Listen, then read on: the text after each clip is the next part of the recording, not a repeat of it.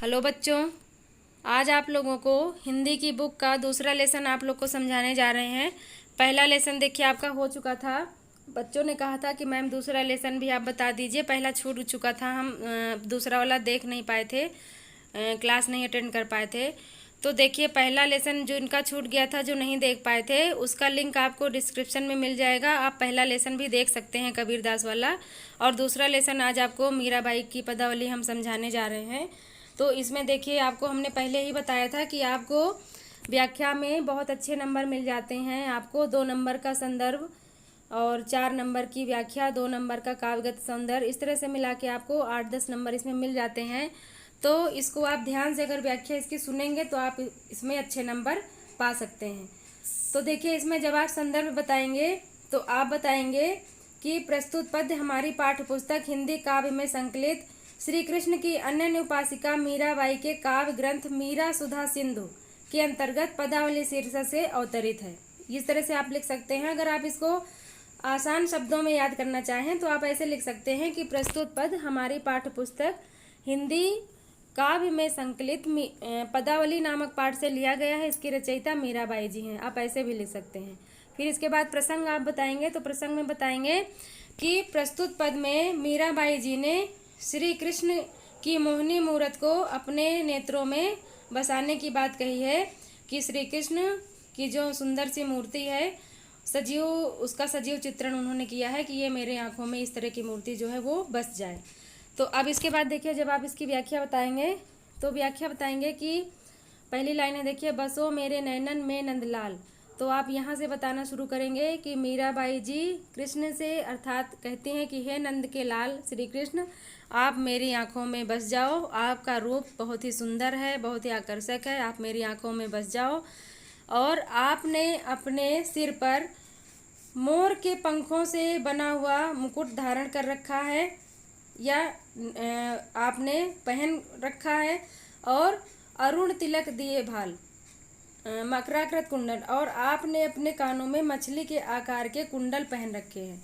ठीक, मोर मुकुट यानी आपके सिर पर मोर के पंखों से निर्मित मुकुट है और आपके कानों में मछली के आकार के कुंडल हैं। अरुण तिलक दिए भाल, और आपने अपने मस्तक पर लाल रंग का तिलक लगा रखा है। इसके बाद देखिए बताती हैं, मोहनी मूरत सांवली सूरत नैना बनी विशाल।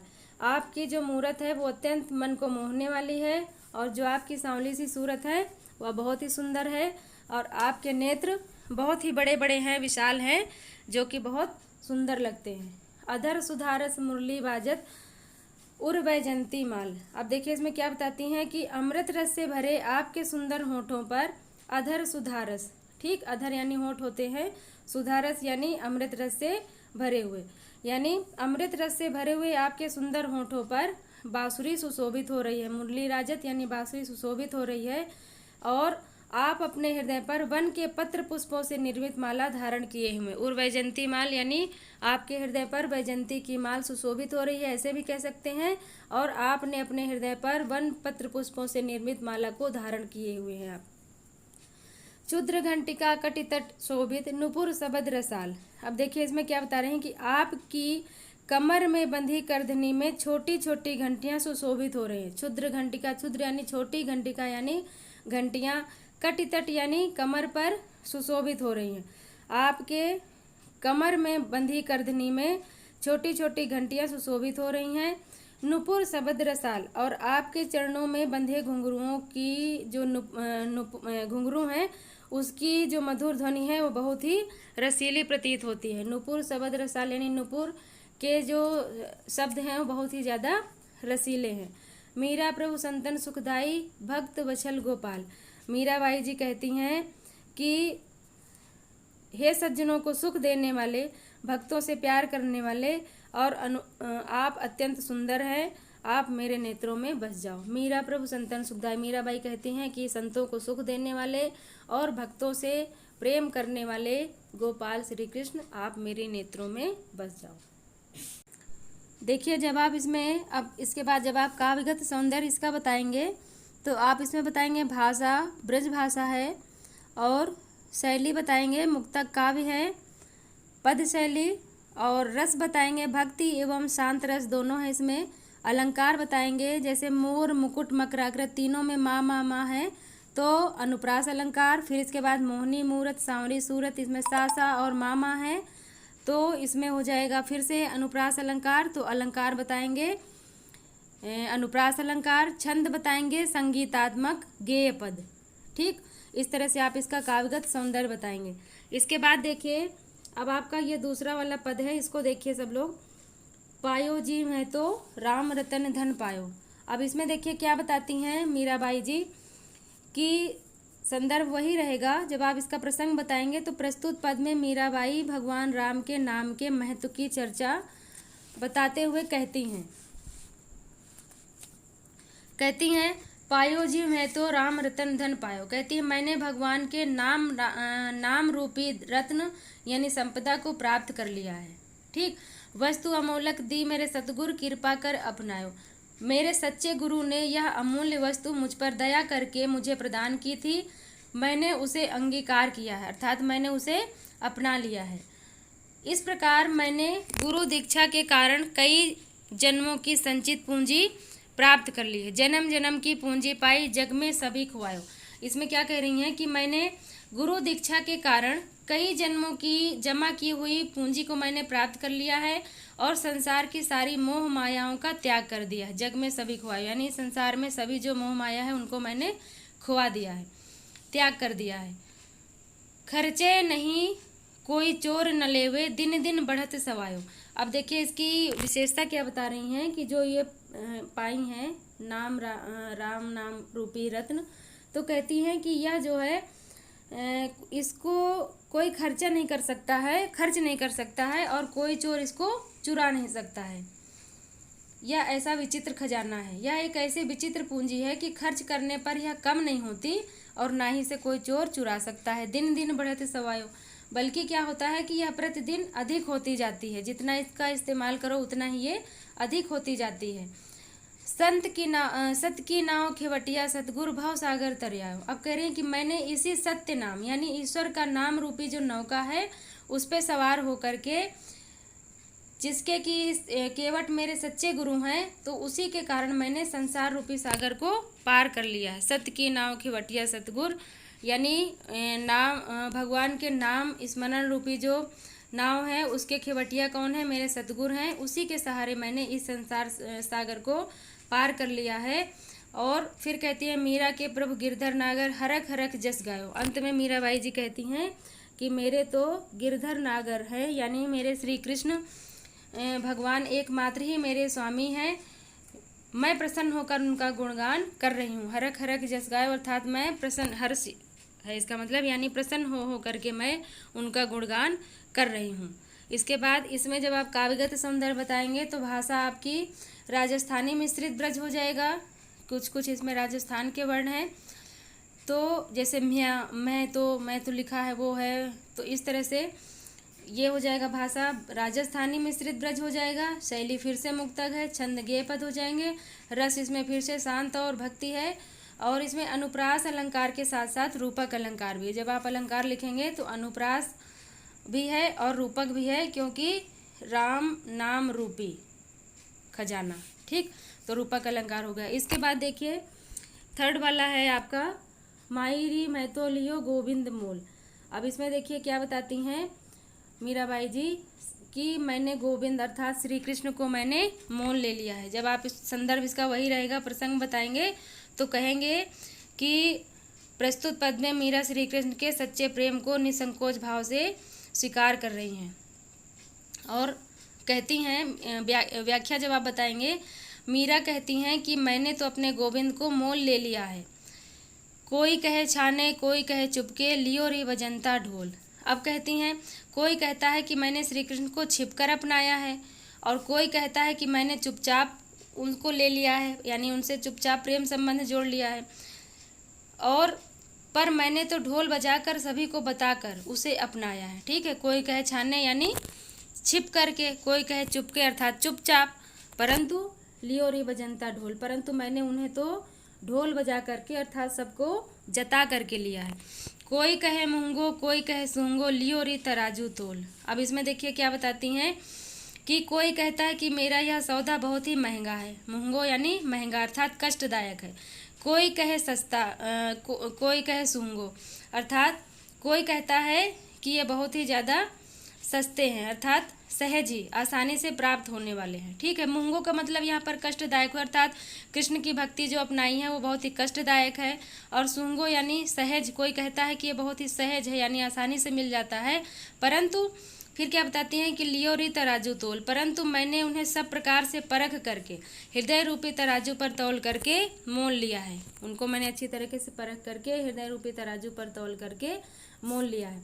कोई कहे कारो, कोई कहे गोरो, लियो री अमूलक मोल। अब कहती हैं इसमें आगे कि चाहे उसे कोई काला कहे चाहे कोई गोरा, मेरे लिए तो वह जैसा भी है अमूल्य है, क्योंकि उसे हृदय रूपी मूल्यवान वस्तु के बदले खरीदा है। कहती है कोई उसे काला कहे चाहे गोरा कहे, परंतु वह मेरे लिए तो वह अमूल्य है। याही को सब जानते हैं, लियो री आँखी खोल। सभी यह बात जानते हैं कि मीरा ने श्री कृष्ण को आंखें बंद करके अर्थात अंधविश्वास में लिप्त होकर के स्वीकार नहीं किया। उसने तो आंखें खोल करके सब कुछ सोच समझकर उससे प्रीत का संबंध जोड़ा है। याही को सब जानत लियो और आंखें खोल, यानी सभी लोग यह बात जानते हैं कि मैंने उनको बहुत ही सोच समझ करके परख करके उनसे अपने प्रेम संबंध को जोड़ा है। मीरा को प्रभु दर्शन दीनो पूर्व जन्म को कौल। कहती हैं कि मीराबाई लास्ट में कहती हैं कि मेरे प्रभु ने जो मुझे दर्शन दिया है और मेरी जो इनसे प्रीत जुड़ गई है, यह मेरे कोई पूर्व जन्म के साथ कर्म है मेरे, या पूर्व जन्म का कोई वचनबद्ध है भगवान मेरे साथ कि पूर्व जन्म में मुझे जैसे वचन दिया हो इन्होंने, जो कि इस जन्म में मुझे दर्शन दे करके इन्होंने कृतार्थ किया है अर्थात धन्य कर दिया है। इसके बाद इसमें भी काव्यगत सौंदर्य आप लिखेंगे तो सब कुछ आपका सेम रहेगा। और इसमें जो है अलंकार आपका वही अनुप्रास हो जाएगा और रूपक अलंकार होगा, बाकी सब कुछ सेम ही रहेगा इसमें। ठीक है, इसके बाद देखिए अगला जो आपका है मैं तो सांवरे के रंग रांची, ये आपका फोर्थ वाला है। देखिए इसको सभी लोग, मैं तो सांवरे के रंग रांची। इसमें जब आप प्रसंग बताएंगे तो बताएंगे कि इस पद में मीरा भगवान श्री कृष्ण के प्रेम में निमग्न होकर के पूर्ण रूप से उनके रंग में रंग गई हैं, इसलिए संसार की अन्य वस्तु में उनका मन नहीं लगता है। ठीक, तो कहती हैं मीराबाई, व्याख्या बताएंगे कि मैं तो सांवले कृष्ण के श्याम रंग में रंग गई हूँ अर्थात उनके प्रेम में मैं आत्मविभोर हो गई हूँ। साज सिंगार बांध पग घुंघरू लोक लाज तज नाची। कहती हैं कि मैंने तो लोक लाज को छोड़ करके अपना पूरा श्रृंगार किया है और अपने पैरों में घुंघरू बांध करके मैं नाच भी रही हूँ।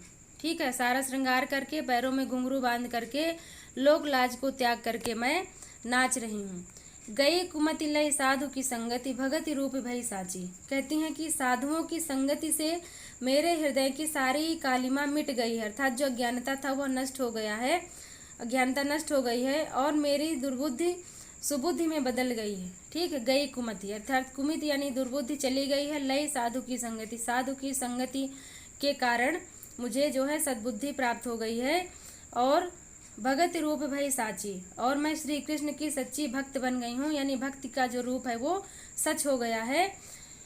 फिर कहती है गाय गाय हरि के गुण निज दिन काल व्यालसु बाची। कहती हैं कि मैं प्रभु श्री कृष्ण का नित्य गुणगान करके काल रूपी सर्प की चंगुल से बच गई हूँ। काल व्यालसु बाची, श्री कृष्ण के भजन दिन रात गा गा करके मैं काल रूपी सर्प के बंधन से मुक्त हो गई हूँ। उण बिन सब जग खारो लागत और बात सब काची। आगे कहती हैं कि श्री कृष्ण के बिना मुझे यह संसार सूना लगता है, अतः उनकी बातों के अलावा अन्य सारी बातें मुझे व्यर्थ लगती हैं। उनके बिना मुझे सारा संसार जो है वो बेकार लगता है और सभी बातें मुझे व्यर्थ लगती हैं। मीरा श्री गिरधर लालसु भगत रसीली जाची। अंत में देखिए मीराबाई कहती हैं कि केवल श्री कृष्ण की भक्ति में ही मुझे आनंद मिलता है, संसार की किसी अन्य वस्तु में नहीं। ठीक है, मीराबाई मीरा श्री गिरधर लालसु भगत रसीली जाची। मीराबाई कहती हैं कि मुझे केवल श्री कृष्ण की भक्ति में ही आनंद मिलता है, संसार की अन्य किसी वस्तु में मुझे आनंद नहीं मिलता है। फिर इसमें जब आप काव्यगत सौंदर्य बताएंगे फिर से आपके सब कुछ सेम रहेगा, अनुप्रास और रूपक अलंकार फिर इसमें रहेगा। ठीक है। इसके बाद देखिए अगला आपका है, मेरे तो गिरधर गोपाल दूसरों न कोई, ये आपका है। इसमें देखिए 5th नंबर वाला है। तो देखिए इसमें आप प्रसंग बताएंगे कि मीरा एकमात्र श्री कृष्ण को ही अपना सर्वस्व घोषित कर रही हैं और संसार के सारे नाते तोड़कर, लोक लाज छोड़कर केवल श्री कृष्ण के प्रेम के आनंद का फल का स्वाद चख रही हैं। कहती हैं कि मेरे तो गिरधर गोपाल दूसरों न कोई। अब व्याख्या देखिए बताती हैं, मीराबाई कहती हैं कि अब तो मैं अपना नाता केवल श्री कृष्ण से ही जोड़ चुकी हूँ और मेरा इस संसार में अपना कोई नहीं है, श्री कृष्ण ही मेरे अपने हैं।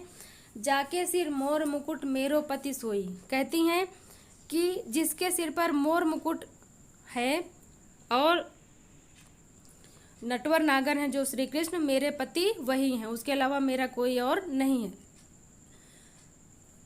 तात मात भ्रात बंधु अपनों न कोई। कहती हैं कि पिता माता भाई और सखा कोई अपना नहीं है, किसी से अब मेरा नाता नहीं है। पिता माता भाई बंधु आदि अब मेरा कोई नहीं है, किसी से मेरा नाता नहीं है। मैंने तो कृष्ण के प्रेम के लिए अपने कुल की प्रतिष्ठा को भी त्याग दिया है। छाड़ी दही कुल की कहानी कहा करिए कोई। अर्थात मैंने श्री कृष्ण के प्रेम के लिए अपने कुल की जो मर्यादा है, जो प्रतिष्ठा है, उसको भी मैंने त्याग कर दिया है।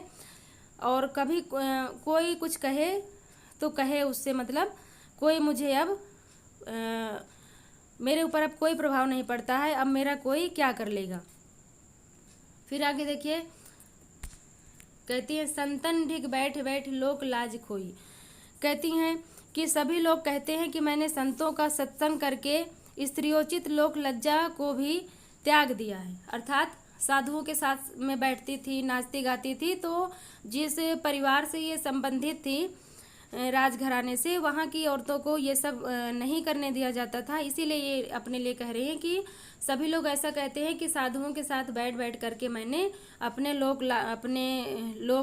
जो समाज की जो इज्जत है उसको मैंने त्याग दिया है, पर मुझे इसकी कोई चिंता नहीं है, मुझे मतलब किसी की बात का कोई प्रभाव नहीं पड़ता है। मैंने अपनी कृष्ण प्रेम की लता को अपने आंसुओं से सींच के, आगे देखिए, असुवन जल सींच सींच प्रेम बेल बोई। अर्थात मैंने श्री कृष्ण से जो प्रेम किया है, यह प्रेम रूपी लता जो है, इसको मैंने अपने आंसुओं से सींच सींच करके, अर्थात महान कष्ट सहन करके बढ़ाया है। अब तो बेल फैल गई आनंद फल हुई। अब यह जो प्रेम रूपी बेल है या प्रेम रूपी जो लता है, यह बहुत फैल चुकी है और अब तो इसमें आनंद रूपी फल लगने वाले हैं। ठीक, अब तो बेल फैल गई आनंद फल हुई। अर्थात अब यह जो प्रेम रूपी बेल है यह फैल चुकी है, अब इसमें आनंद रूपी फल लगने ही वाले हैं। भगति देख राजी हुई जगत देख रोई। अब इसमें देखिए क्या कहती हैं मीराबाई कि मुझे जो है वो सांसारिक विषयों को देख करके मेरा मन दुखी हो जाता है, सांसारिक विषयों को देख कर मेरा मन दुखी हो जाता है। और भगति देख राजी, भक्ति को देख करके मुझे खुशी मिलती है। जगत देख रोई, जगत यानी ये संसार जो है, सांसारिक विषय हैं, इसको देख करके मुझे दुख होता है। दासी मीरा लाल गिरधर तारो अब मोई। अब कहती हैं इसमें लास्ट में देखिए, मीराबाई कह रही हैं कि हे गिरधर गोपाल, अब आप अपनी दासी मीरा का उद्धार कीजिए और उसे अपनाकर धन्य बना दीजिए। दासी मीरा लाल गिरधर, अर्थात हे गिरधर लाल, मीराबाई आपकी दासी है, अर्थात मैं आपकी दासी हूँ। तारो अब मोई, अर्थात मुझे मेरा उद्धार कर दीजिए, मुझे अपना करके मेरा उद्धार कर दीजिए। अब इसमें देखिए, जब आप लास्ट में काव्यगत सौंदर्य लिखेंगे तो सब कुछ इसमें सेम रहेगा। अलंकार जब आप इसमें देखेंगे, अनुप्रास रूपक के साथ साथ इसमें एक और अलंकार आ गया है, पुनरुक्त अलंकार है। जैसे प्रेम बेल आनंद फल, इसमें पुनरुक्त प्रकाश अलंकार है, तो इसमें ये भी आप लिख सकते हैं। अगर आप इसको आप नहीं भी लिखेंगे, केवल अनुप्रास और रूपक लिखेंगे, तब भी आपका सही रहेगा। तो इस तरह से आपका देखिए ये लेसन पूरा कंप्लीट हो गया है। अगर आप लोगों को ये वीडियो पसंद आया हो तो सभी लोग इसको लाइक करेंगे, शेयर करेंगे और चैनल को सब्सक्राइब ज़रूर करेंगे सभी लोग। और अगर आपको कोई और वीडियो चाहिए होगा इससे संबंधित तो सभी लोग मुझे कमेंट करेंगे, तो उससे संबंधित वीडियो आपको उपलब्ध करा दिया जाएगा। धन्यवाद।